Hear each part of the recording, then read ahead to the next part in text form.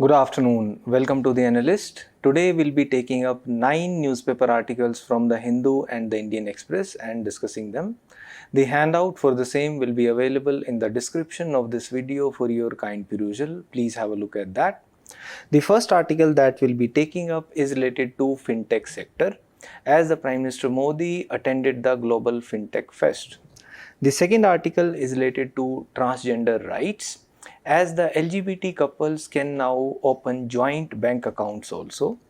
The third article is related to the bilateral relations between India and Pakistan, as the External Affairs Minister stated that the era of uninterrupted dialogue between India and Pakistan is now over. The fourth article is related to fiscal consolidation in states, as the Supreme Court will set up a 5-judge bench to hear the plea by Kerala regarding the ceiling on the net borrowing by the state. The fifth article is related to organic farming, as the Union Home Minister urged the farmers to adopt organic farming. Additionally, we'll be taking up 4 prelim snippets as well. Now, the first article is related to the fintech sector. The context behind it is that Prime Minister Modi attended the Global Fintech Fest. So we will be discussing the significance of the fintech sector, the challenges that it faces, and the regulatory steps for this sector that the government has taken. This is important in GS3 under the topic Indian economy and issues related to planning, mobilization of resources, growth, development, and employment. So what is fintech sector? Fintech sector essentially is an amalgamation of two, finance and technology. That is, it consists of businesses that use technology to provide financial services, to enhance or automate the financial services. It may include usage of blockchain for payments, for exchange, for research, digital money, providing online banking services, providing investment opportunities, or even crowdfunding apps, etc. All of them provide for the ecosystem that is used, whereby technology is used to provide finances and the financial services. So what are the types of fintech? Broadly, we can say, one, there are the payment fintechs. That is the apps or the online platforms that provide for payment services. For example, the Google Pay, Phone Pay, the mobile wallets, etc., or even the P2P, peer-to-peer payments, which provide for such solutions. Or insurance fintechs, which provide for insurance services like the Policy Bazaar, Paisa Bazaar, etc. These apps and platforms. Investment fintechs, which provide for the investment platforms like investing in stocks, cryptocurrency. For example, the apps like Grow, Angel One, Zerodha, etc. They are all finance technology companies which provide for such services. Now, what is the status of this sector in India? In India, we have the third largest fintech ecosystem in the world. So India is having a significant stake in it.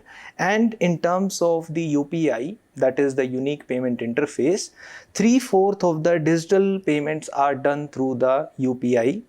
And government has also come up with various initiatives to promote this sector. For example, the JAM Trinity, Jandhan, Aadhaar Mobile, the Open Network Digital Commerce, the central bank digital currency, the UPI, India Stack, etc. Such initiatives, they promote the fintech sector in India.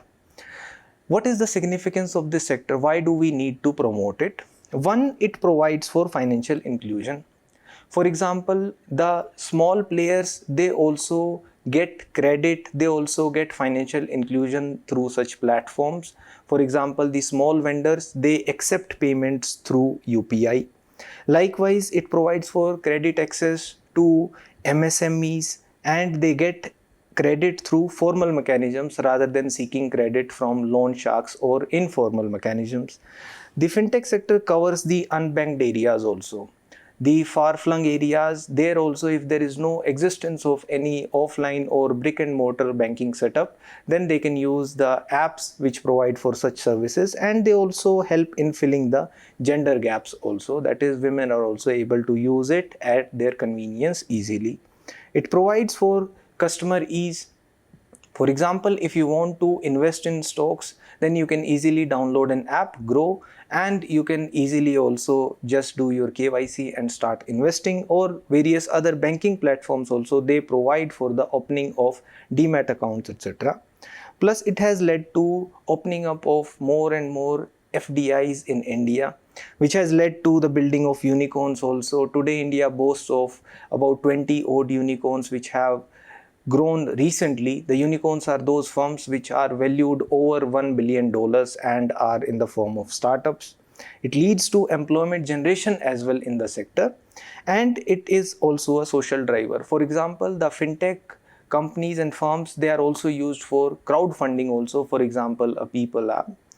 Now, why do we need to promote it more? Because it will ensure that the ease of doing business in the country improves, and the regulations and the taxes, the laws related to taxation for this sector, the registration, investments, etc., they are encouraged in this to ensure that the entrepreneurs also get motivated.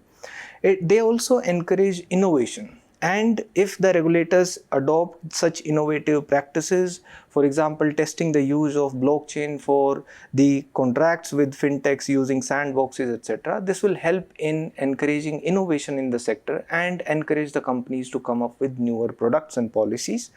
Plus, there is the linkage with other objectives, because the end goal of the fintech solutions must be to help other government departments as well. For example, encouraging more digital payments, therefore reducing the usage of cash, or promoting for solutions at the tourist spots, promoting tourism, etc., easy access of finance. It will ensure that reforms, they percolate in the allied industry segments also, because mere tax benefits to the fintech sector will not suffice. We need better compliance, we need better regulatory mechanisms also, and ultimately it will lead to a shift in the cultural mindset of the people in the country, because in a predominantly cash economy like India, people will be encouraged to use platforms like the digital payment platforms through this sector only. But this sector also faces certain challenges. What are the challenges that fintech sector faces? One, there is the cyber threat, because the data that these payment apps, etc., they collect, it is stored online, and they are vulnerable to hacking by the cyber criminals. There is also the concern related to the compliance with the data privacy laws, for example, the Data Protection Act, and the concerns have highlighted that quite a few platforms do not comply with the privacy regulations. Plus, the unethical financial practices are also resorted to by some players in the sector, which include illegal digital lending, mis-selling of their products and services, providing for misleading advertisements, opaque lending practices, and such practices are controlled by an archaic law in India, that is the Usurious Loans Act 1918. Plus, it may lead to a market imbalance. For example, if you observe the digital payments in India through UPI, they account for about 73% of the payments, but in terms of volume, but in terms of value share, their share is about 7% only, which leads to a kind of imbalance. Plus, there are infrastructural challenges like the poor internet connectivity in the rural areas, and there the functioning is affected. There are regulatory gaps also. For example, the crypto regulation is still not evolved in India, and the transactions in cryptocurrency, they largely remain unregulated.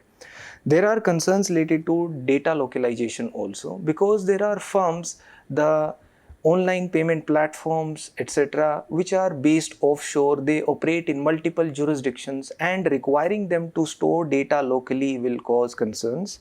Plus, there are the concerns related to money laundering also.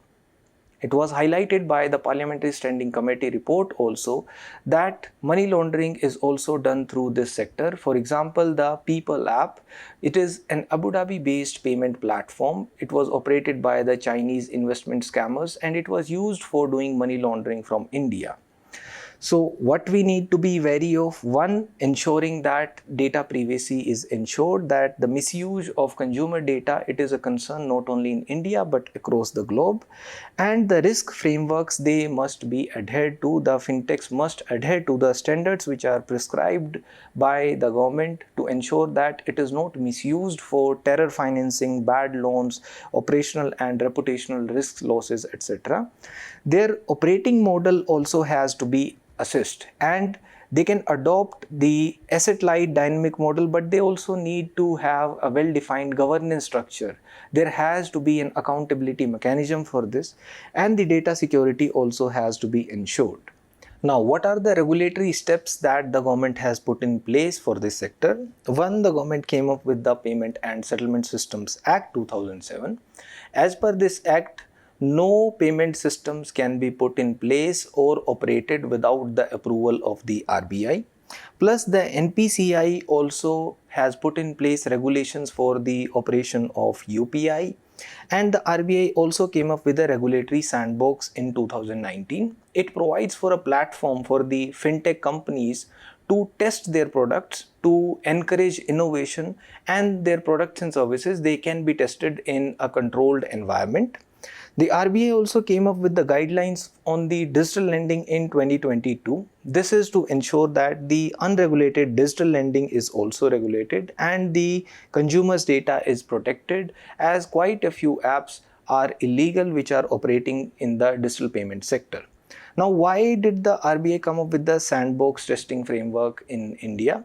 There are benefits of the sandbox to both the regulators as well as for the fintech players. Because for the regulators, it will ensure that the market efficiency increases, as the products and services, before they are tested in the open environment, they are first tested in the closed environment, and the risk management is thus better. Plus, it gives new opportunities to the consumers and the innovation is also increased. This is also beneficial for the fintech players also, because the regulatory risk will be managed during the testing period itself. There itself, the regulator will ensure that the norms are not violated, and the time which is invested in developing the product and bringing it to the market will be reduced, and more partnerships will be there with the legacy companies, and their APIs can be also accessed, that is the application program interfaces, and there will be regulatory clarity which is critical to ensure the funding also. There is a Parliamentary Standing Committee report also on this sector which said that there are certain concerns. For example, in the fintech sector, the ownership of the companies, it is majorly dominated by the foreign entities. For example, the Walmart backed PhonePe and the Google backed Google Pay, they combined put together control for more than 80% of the digital payments in India through the UPI interface, and the Indian fintech apps, they are usually not preferred. For example, the NPCI developed Bheem app based on the UPI, it accounts for about only 0.22% of the digital payments through UPI, and it is also used for money laundering. For example, the People app based in Abu Dhabi, it was used, and the regulation for foreign apps becomes difficult because they operate in multiple jurisdictions. The fraud to sales ratio also remains high. That is, the percentage of the frauds committed to the total transactions done, it remains at 0.0015% despite the increase in the volume of the transactions. Therefore, the frauds have also simultaneously increased. Now, what are the recommendations by the Parliamentary Standing Committee? One, it says that the digital payment apps, they have to be regulated. A comprehensive regulatory framework should be put in place by the regulators, including RBI and SEBI. And there should be a cap on the transactions. That is, the maximum volume of transactions that can be done by a single app, for example, either PhonePe, Google Pay, etc., it can be about 30% only, and the market has to be diversified by encouraging multiple players to ensure fair competition in the market so that the consumer interests are not adversely impacted. Now, there is a practice question also. Discuss the significance of fintech sector growth and the main challenges facing the fintech sector in India. How can the regulatory framework be improved to address these challenges? Please try to write it. The next article is related to transgender rights. The context behind it is that the LGBT couples can now also open joint bank accounts. So we'll discuss the provisions related to the LGBT in India, the act related to the transgender persons, its critic, etc. This is important in GS2 under the topic welfare schemes for the vulnerable sections of the population by the center and states and the performance of these schemes and the mechanisms, laws and bodies constituted for the welfare and betterment of these sections. Now, regarding transgenders, as per the 2011 census, there are 6 lakh transgenders in India. What are the constitutional provisions to protect their rights? Their rights are protected under Article 14, which provide for the right to equality, that is, every person has to be treated equally. Article 15 provides that there cannot be any discrimination based on gender. Article 19, subclause 1, subclause A provides for the freedom of speech and expression. The freedom of expression includes the freedom of sexual orientation and identifying your gender yourself. Article 21 provides for the right to life and personal liberty. Within this, implicitly, there is contained the fundamental right to privacy, as was also held in the Puttaswamy judgment. Now, there have been various judicial interventions also to protect and to ensure the welfare of the transgender persons. In the Naj Foundation versus NCT of Delhi case, the court said that Section 377 of IPC, it offends Article 14, as it provides for an unreasonable classification for the transgenders. It categorizes them as a separate class, which violates Article 14 of the Constitution, that is, it violates the right to equality. Again, in Nalsa versus Union of India in 2014, the court said that the persons, including transgenders, they have the right to self-identify their gender. Every person should be able to self-identify his or her gender, and it asked the states, the center, to recognize the third gender as the socio-economic backward class and provide reservations to the third gender also. In Navtej Singh Johar versus Union of India case, the court said that Section 377 infringes on the fundamental rights of autonomy, intimacy and identity. Essentially, all of these are also a part of fundamental right to privacy. Therefore, they should be able to identify their gender themselves. Therefore, the government came up with the Transgender Persons Protection of Rights Act 2019. What does this act provide for?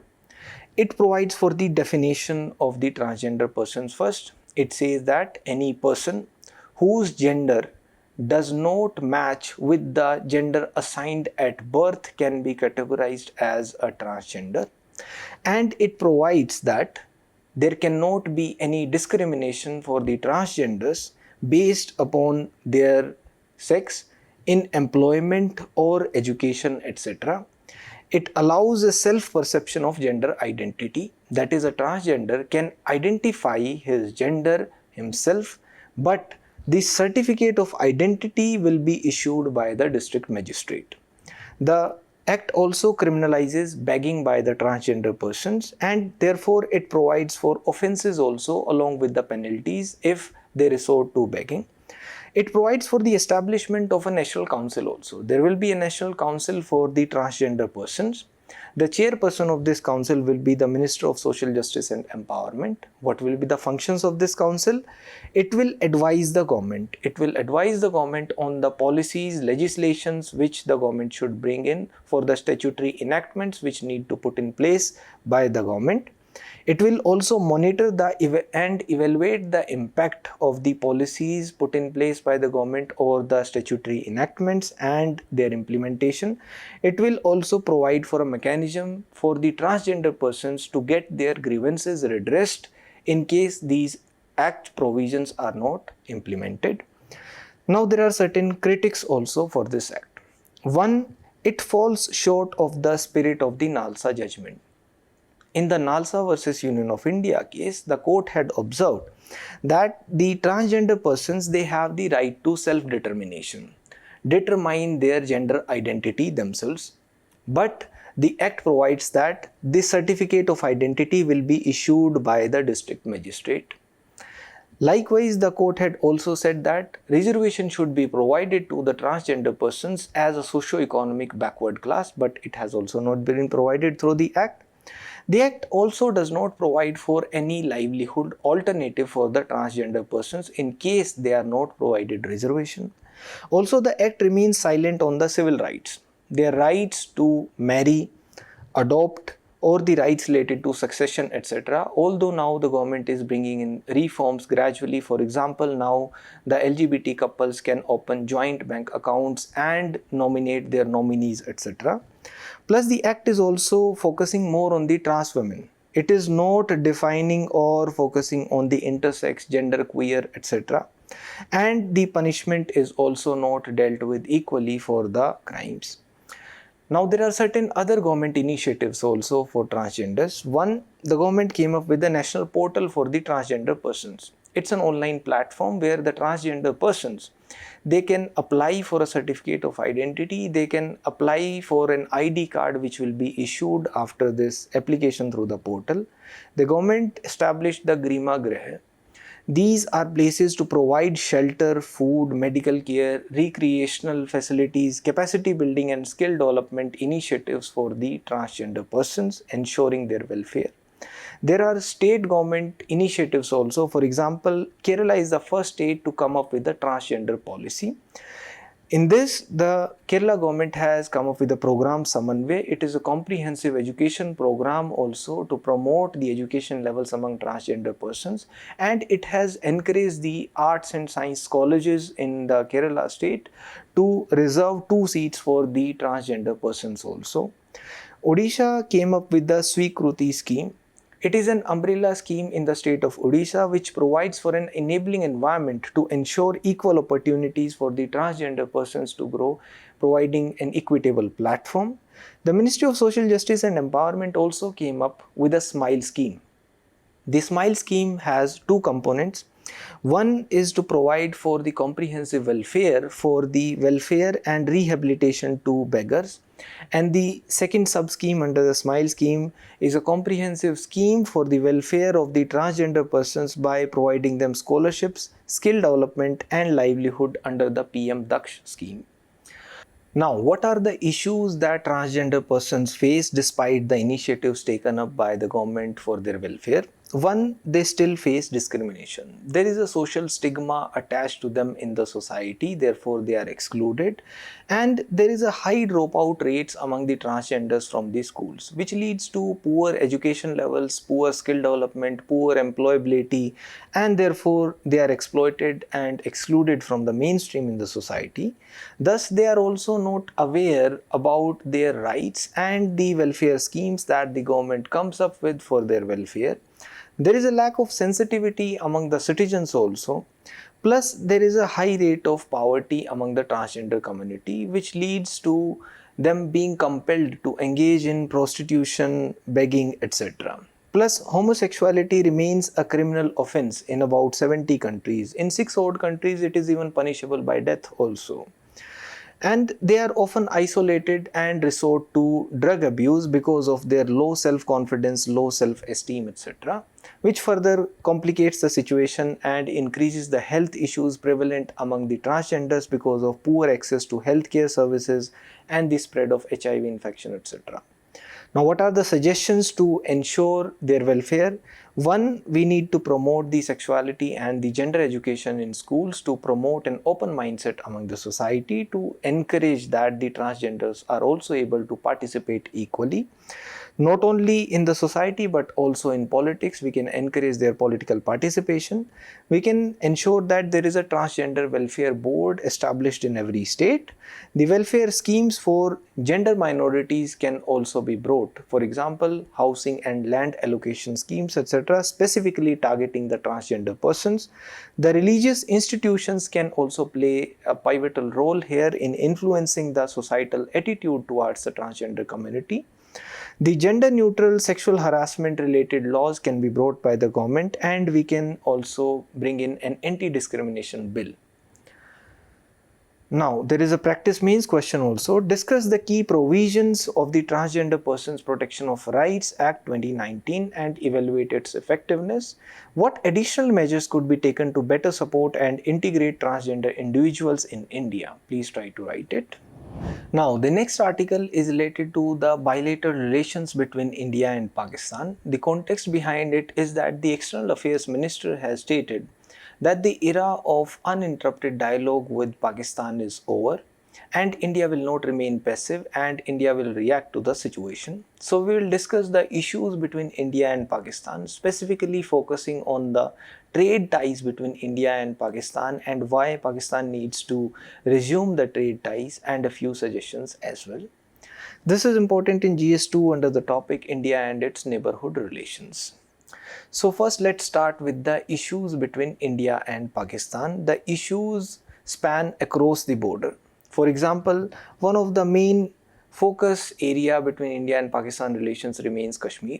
Although India signed a bilateral agreement with Pakistan in 1971, we call it the Shimla Agreement, that the Kashmir will be an issue between India and Pakistan and it will be resolved bilaterally. But Pakistan tries to repeatedly internationalize this issue and tries to bring up the issue of Kashmir at the international forums.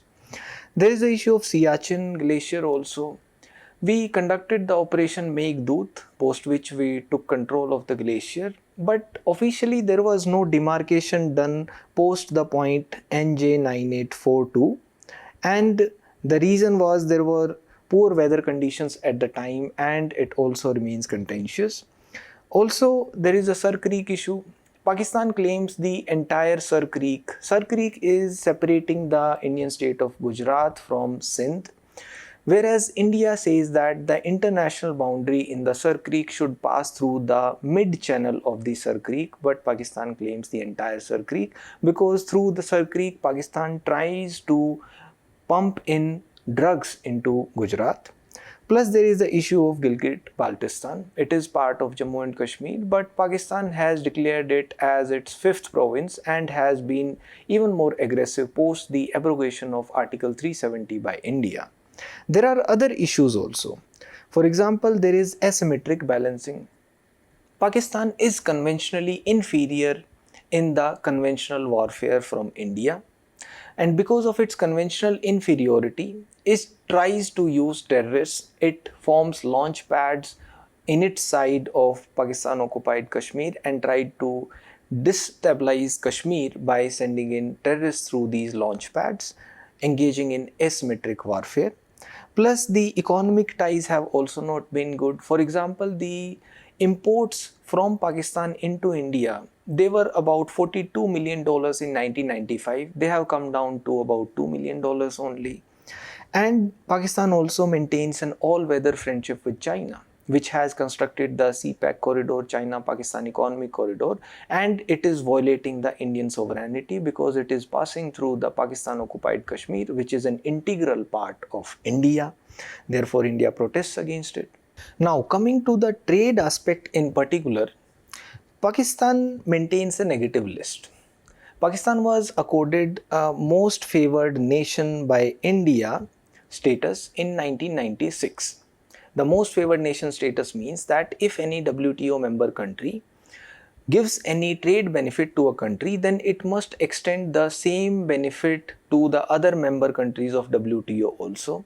Despite enjoying the MFN status from India, Pakistan maintained a negative list of about 1200 items which could not be imported from India into Pakistan. Likewise, the imports from the Wagah-Atari border, it is for less than 150 odd items only because of curbs by Pakistan. And despite these curbs, India maintains a trade surplus over Pakistan, and there has been a pause in the trade ties after August 2019 in particular. The reason were twofold. One was that India abrogated Article 370. After this, Pakistan reacted, although it led to negative consequences for Pakistan only. And another reason was after the Pulwama attack, we revoked the MFN status for Pakistan and we imposed 200% duty on the imports from Pakistan into India. Now, why in Pakistan wants to resume trade ties with India? One is that there is a change of government in Pakistan which wants to encourage better trade ties with India because it is also compelled due to the economic crisis in Pakistan. It experienced floods in 2022 and it tries to borrow loans from everywhere, from its friendly countries, from IMF. It seeks bailout packages repeatedly, and there is rising unemployment, rising poverty, rising inflation in Pakistan. And because of the loans, etc., its foreign exchange reserves, they have also depleted. A direct trade with India will also increase the efficiency of trade, because indirectly the trade between India and Pakistan is already happening through Dubai, and a direct trade will actually decrease the logistics cost and increase the efficiency of the trade. Pakistan's relation with Afghanistan and Iran has also not been good. For example, Iran conducted military strikes inside Pakistan targeting some extremist groups. Likewise, Pakistan drives away the Afghan refugees on the Pakistan-Afghanistan border. Now, what are the challenges to the normalization of trade between India and Pakistan? One is the existence of hardliners in Pakistan. For example, the PPP chairman Bilawal Bhutto Zardari.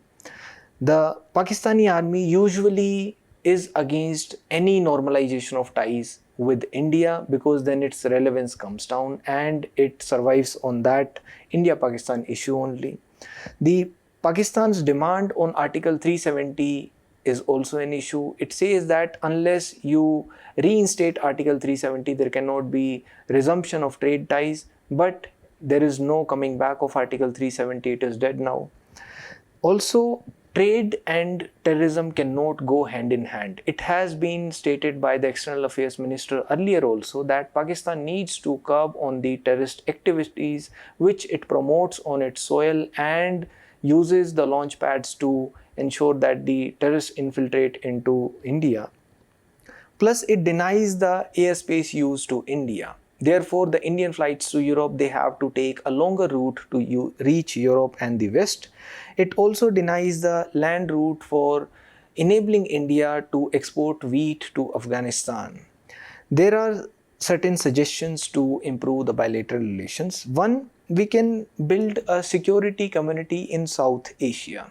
We can learn from the ASEAN countries also, who despite having differences do not let those differences hamper the trade between them. Also, we can put in place dialogue and confidence building measures like prisoner exchanges, visas for the sporting events, religious pilgrimage, etc. For example, it has been done already for the Kartarpur corridor.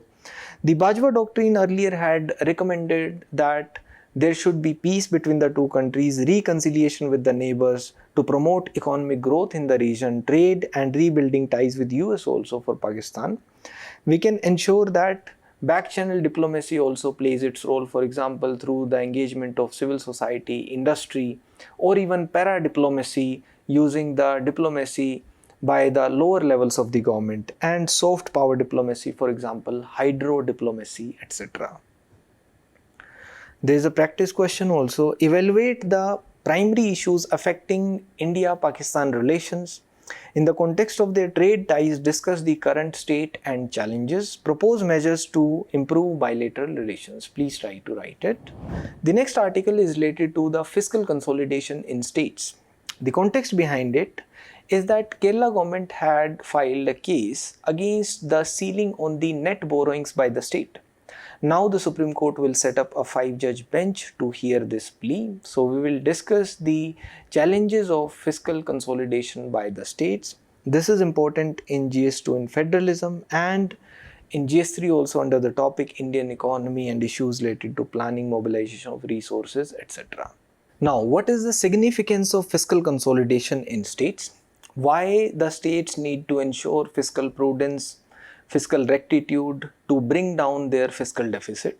Because it will ensure that the debt burden on the states will come down. The loans that states borrow, they have to pay interest on them.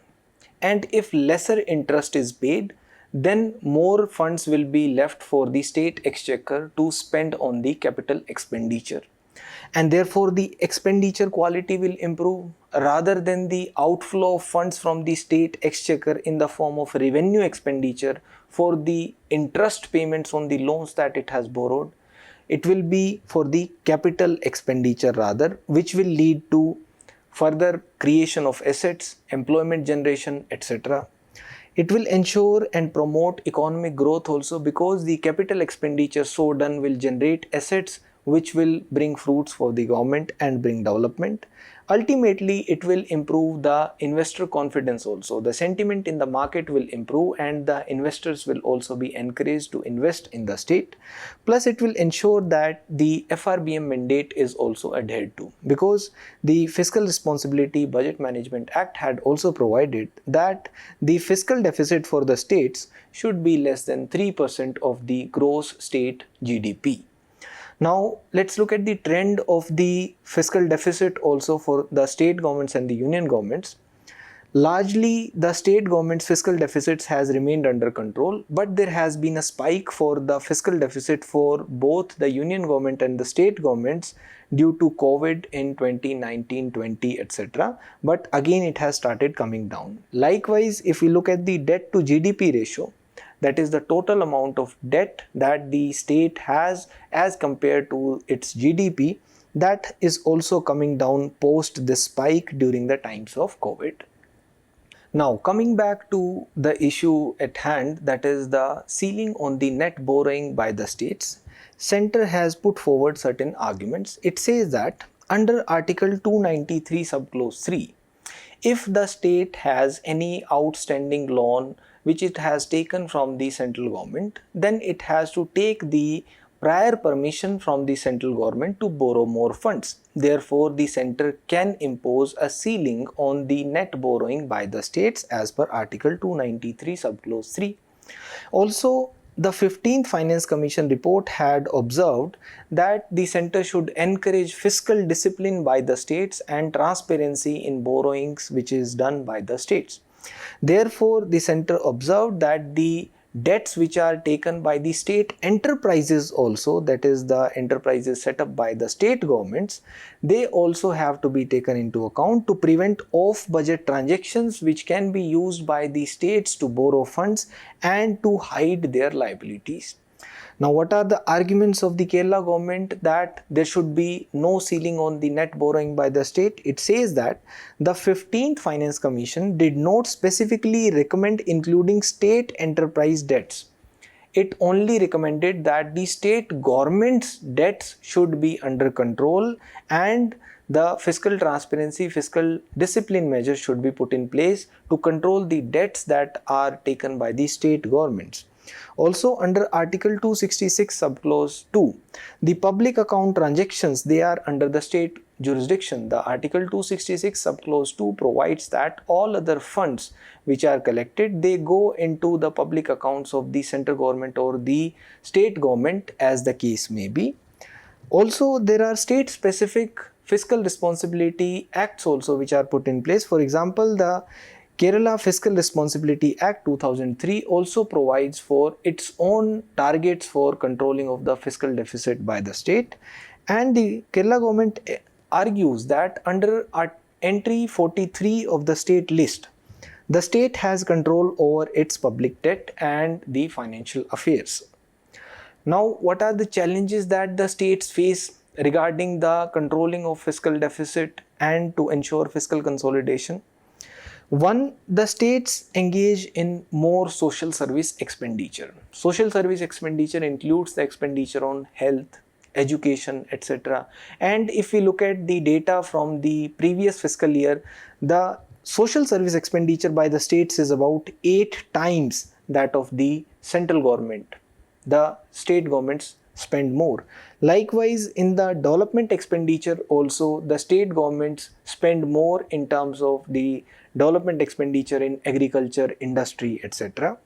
Plus the capital expenditure for job creation, this also takes funds from the state exchequer and it needs to pay pensions, salaries and even subsidies for various welfare schemes that it announces. And of late there has been an erosion of the autonomy that the states enjoyed in taxation. For example, after the coming of GST, there was an abolition of various taxes. For example, the value added tax which was earlier imposed by the states.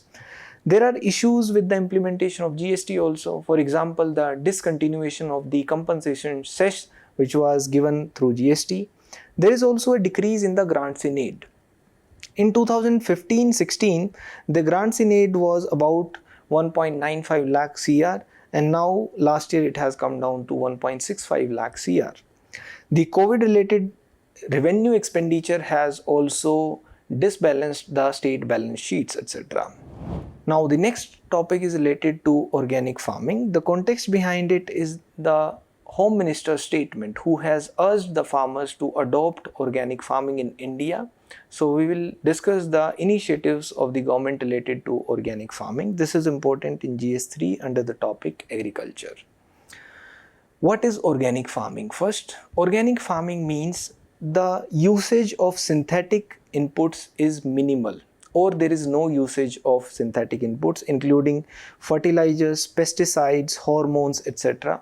Rather, what does the organic farming use? It utilizes manures sourced from animal manures, vermicompost, green leaf manures. Rather, it uses techniques like crop rotation, biological management, animal husbandry, biofertilizer, etc. to ensure that there is nutrient cycling and nutrient management in the soil also. Now, what is the status of organic farming in India? In India, there are the world's largest number of organic farmers, and Sikkim is the first fully organic state in India, and traditionally the northeastern region in India has remained largely organic. But what are the challenges in implementing organic farming in India? One, it will lead to a reduction in yield. As per some studies by the ICAR, it will lead to a 59% decline in the yield of wheat and 32% decline in the yield of basmati rice. Plus, it may cause to reduction in the food production in India because of the declining yields, and if the food production decreases, there will be food security concerns. Plus, we can learn the lessons from Sri Lanka. Sri Lanka tried to become organic overnight. It suddenly became organic, although it had other reasons also. Because of the lack of forex reserves, it could not import fertilizers from elsewhere and it was forced to become organic. But it led to sudden decrease in yields of the crops, which led to the increase in prices of the crops, which ultimately led to the protests and unrest in Sri Lanka. Now, what are the government initiatives to promote organic farming in India? One, the government came up with the Paramparagat Krishi Vikas Yojana. It is to promote soil health and to ensure organic farming in India. And one of its sub-schemes is the Bharatiya Krishi Prakritik Krishi Paddhati, that is zero budget natural farming. It is a sub-scheme of the Paramparagat Krishi Vikas Yojana. It promotes the traditional indigenous practices, they should be conserved, and it also provides financial incentives. It provides for rupees 12,200 per hectare for 3 years to ensure cluster formation, capacity building and continuous hand holding by the trained personnel, their certification and the residue analysis for the organic farming. The participatory guarantee scheme provides for the certification of the organic produce that it is organic, and the mission organic value chain development for the northeastern region. It provides for organic farming in the northeastern states including Sikkim, Arunachal Pradesh, Assam, Nagaland, Meghalaya, Mizoram, Manipur, Tripura, etc. And the Javik Kheti portal, it provides for a one-stop solution for facilitating the sale of organic produce. Additionally, for promoting natural farming in India, the government promotes initiatives like Bijamrit. It's a process which includes the treatment of seeds using cow dung, urine, etc. Vapasa, it is a process which involves activating the earthworms in the soil in order to create water vapor condensation. The plant protection measures including spraying of biological concoctions which prevent pest, disease and weed problems, protecting the plant and improving the soil fertility. Mulching, which is a process which involves creating microclimate using different mulches with trees, crop biomass to conserve soil moisture. And Jivamrit, which is the process enhancing the fertility of soil using cow dung, urine, floor of pulses, etc. Now we'll be discussing 4 prelim snippets also. The first topic is related to cyclone Asna. It originated through a deep depression over the Kutch coast. And usually the cyclonic storms over the Arabian Sea in the month of August have been rare. Only 3 cyclones were observed in the last century, including 1976, 1964 and 1944. Now, how do cyclones form? Cyclones usually form over the warm tropical areas, but also they need the presence of Coriolis force. Therefore, they usually form about 5 degrees away from the equator. They require warm and moist air which rises up and away from the ocean surface. Thus, it creates an area of low pressure. When an area of low pressure is created, the air from the surrounding areas takes its place. The air from the areas with higher pressures moves towards the low pressure areas. Now, as the air is rising, it cools and simultaneously the water in the air condenses, and these water vapors, they form clouds also. This completes system of clouds and the wind. It starts spinning in a rotation and it grows, and along with the ocean's heat, it draws energy. As the wind rotation speed increases, an eye also gets formed in the middle. This middle portion is usually a calm, low pressure region. The center is calm and clear with low pressure. Now, the next topic is related to Chhatrapati Shivaji Maharaj. Chhatrapati Shivaji Maharaj was the founder of the Maratha Empire in the Western India. He carved out an enclave from the declining Adil Shahi Sultanate of Bijapur. This became the originating point of the Maratha Empire. He was also the father of Indian Navy. He established a significant navy and also forts along the coastal region to protect the Konkan side of Maharashtra. He was also termed as a secular ruler because there were a lot of Muslim soldiers also in his army, and he was a supporter of women and their honor as well. He used to protect them. He also put in place a council of ministers. The Ashtpradhans, who are usually famous, they used to advise him, but he was not bound by the advice of the Ashtpradhans. He was also termed as the mountain rat, as he was an expert in the guerrilla warfare tactics, and he seized the Raigad fort. The Raigad fort is termed as one of the strongest ever fortresses of the Deccan Plateau. It was also known as the Gibraltar of the East. Now, the next article is related to Samagra Shiksha scheme. This is an integrated scheme for school education. It is a centrally sponsored scheme and it was started from the year 2018-19 by subsuming 3 schemes. The schemes include Sarv Shiksha Abhiyan, Rashtriya Madhyamik Shiksha Abhiyan and Teacher Education. So, the Samagra Shiksha scheme ensures an inclusive and equitable quality education at all levels of school.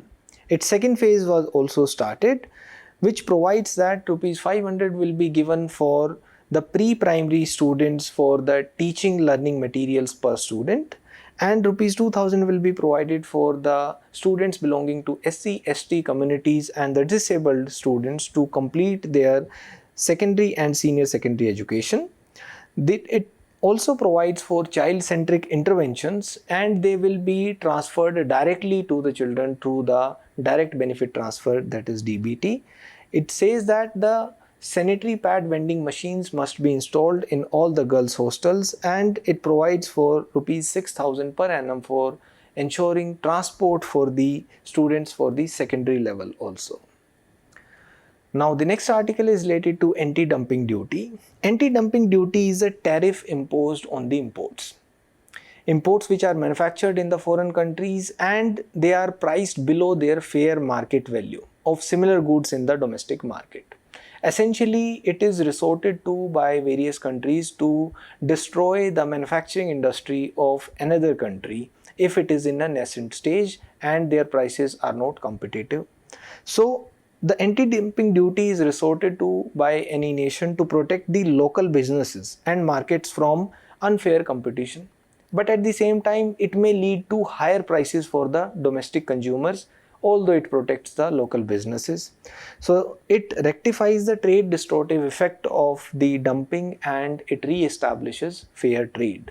And it is a fair trade ensuring mechanism which is permitted by the WTO also, the World Trade Organization. But for resorting to anti-dumping duty as per WTO, the government must show that dumping took place and the extent of dumping is how much in terms of cost and it caused injury to the domestic markets. Now, what are the legal mechanisms to put in place anti-dumping duty? It is provided through the Article 6 of GATT of 1994, that is General Agreement on Trade and Tariffs. In line with that, India also put in place the provisions through the Customs Tariff Act of 1975, Section 9A and 9B, and anti-dumping rules, the Custom Tariff Rules 1995 also. For this, the investigations and recommendations are done by the designated authority under Ministry of Commerce, and the imposition and collection is done by the Ministry of Finance. Thank you.